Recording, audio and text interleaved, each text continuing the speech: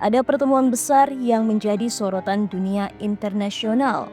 Perdana Menteri Israel Benjamin Netanyahu bertemu langsung dengan Presiden Amerika Serikat Donald Trump di Gedung Putih. Yang mengejutkan, Netanyahu untuk pertama kalinya terkesan melunak ketika ditanya soal kemungkinan negara Palestina merdeka. Apakah ini benar tanda perubahan sikap atau hanya sekedar taktik politik belaka? Dalam konferensi pers bersama Trump, Netanyahu membuat pernyataan mengejutkan. Saya kira Palestina harus punya kewenangan untuk memerintah sendiri, tapi tak ada kewenangan untuk mengancam kami.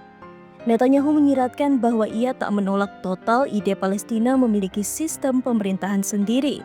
Namun, ia menolak jika pemerintahan itu memiliki kedaulatan penuh, terutama dalam urusan keamanan dan militer. Kewenangan seperti keamanan secara keseluruhan akan tetap berada di bawah kendali kami, tegasnya. Dengan kata lain, Netanyahu mungkin bersedia memberi Palestina hak administratif terbatas, tanpa hak pertahanan, tanpa tentara, dan tentu saja di bawah bayang-bayang Israel. Pernyataan ini terdengar berbeda dari sikap Netanyahu sebelumnya. Selama bertahun-tahun, dia secara terbuka menolak solusi dua negara dan bahkan mengklaim bahwa dirinya telah mendedikasikan karir politiknya untuk menggagalkan berdirinya negara Palestina.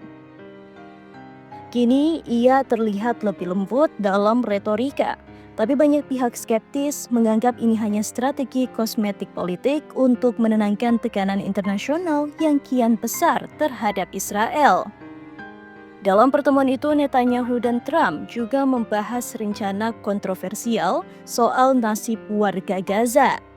Keduanya sepakat pada ide relokasi warga Gaza ke luar wilayah dengan dalih bagian dari rekonstruksi dan pembangunan kembali Gaza. Namun, banyak pengamat menyebut rencana ini tak lebih dari strategi pengusiran massal demi memperluas pemukiman Israel. Netanyahu bahkan mengklaim bahwa negara-negara lain bersedia menampung warga Palestina dari Gaza. Tapi sejauh ini, tak ada satupun negara yang mengonfirmasi pernyataan tersebut.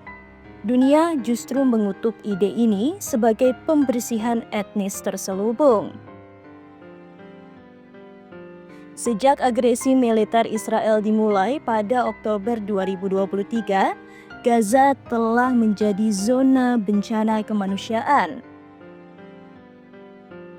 Lebih dari 56.000 warga Palestina tewas, rumah sakit, sekolah, tempat ibadah, dan kamp pengungsi dihantam tanpa pandang bulu.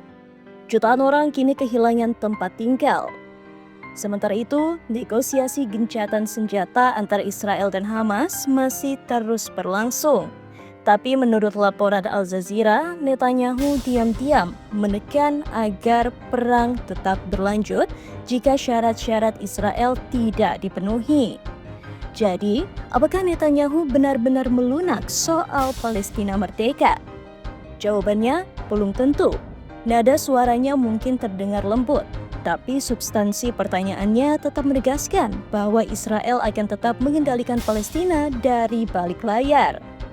Bahkan, ketika dunia berharap pada gencatan senjata dan solusi dua negara, rencana relokasi warga Gaza dan kontrol militer Israel menunjukkan bahwa ambisi perluasan wilayah masih hidup.